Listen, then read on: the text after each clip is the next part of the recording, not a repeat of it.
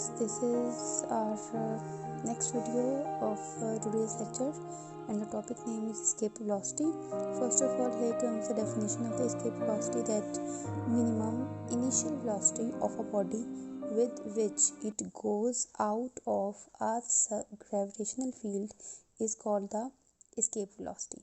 Now the thing to think is that कि आपने body को एक ऐसी हाई इनिशियल वेलोसिटी देनी है कि जब किसी बॉडी को आप थ्रो करो इतनी वेलोसिटी से तो वो अर्थ की ग्रेविटेशनल फील्ड को क्रॉस करती हुई उसके इफेक्ट से बाहर चली जाए. This mean that suppose this is the radius of the अर्थ.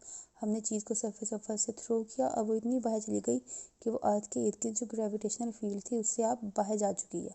अगर वो चीज़ बाहर जा चुकी है then the distance between the centre of the earth and the thing that will be equal to the distance that will be equal to infinity. Now we are going to calculate the escape velocity. Suppose इसकी simple explanation तो हम इसको ऐसे भी explain कर सकते हैं कि जैसे ही हम किसी चीज़ को ऊपर की तरफ फेंकते हैं, ऑब्वियसली वो giving it some initial velocity, तो चीज़ कुछ ऊपर तक जाती है. अगर आप उसको ज़्यादा इनिशियल वेलोसिटी देंगे तो वो ज़्यादा ऊपर तक जाएगी.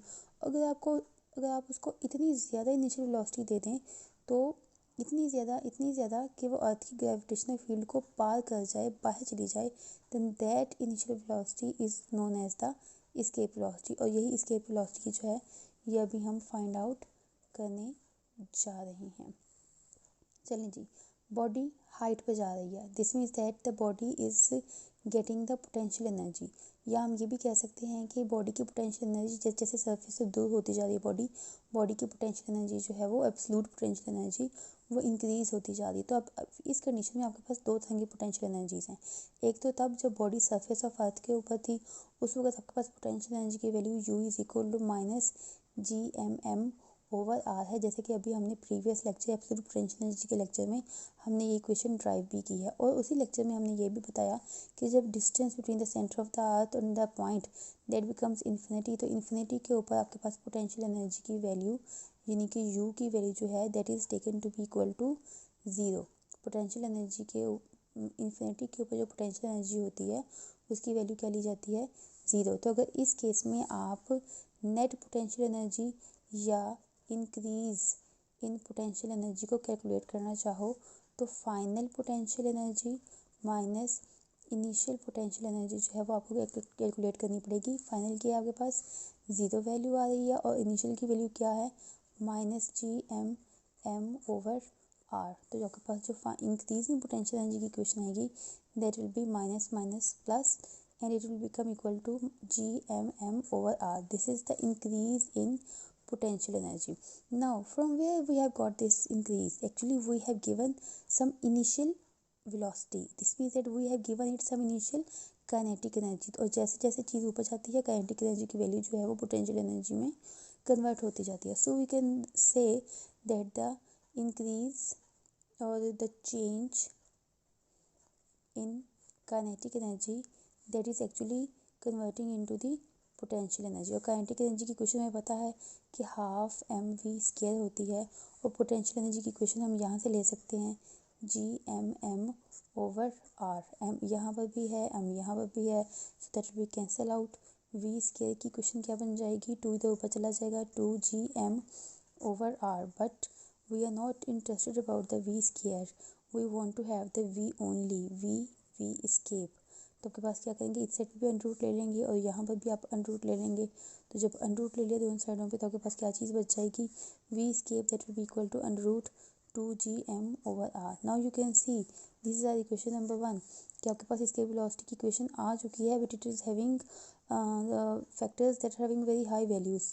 mass of earth having high value, radius of earth that is also very having high, and G that is having a very small value up to 10 raised by minus 11, 6.6 10 raised by minus 11.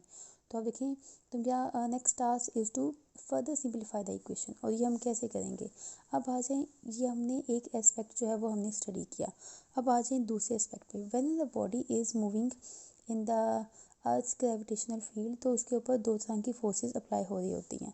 एक force उसके पास apply हो रही होती है gravitational force that F is equal to GMM over R². आपके पास यहाँ पर जो है वो G ओवर आर स्क्वायर जो है वो इक्वेशन आ जाएगी. This is the first equation of the force, but the same force is the reason for the weight of the body. तो हम कह सकते हैं that F is equal to mg also. This is the B thing. So now by comparing both sides, so it will become equal to mg is equal to m over r square. m से cancel हो जाएगा आपके पास, और m over are square है, एक are को वहाँ पर ले जाएं तो r यहाँ पे आ जाएगा और एक आर यहाँ पे आ जाएगा. Now you can see that m over r and m over r, we can put the value of m over r from here to there.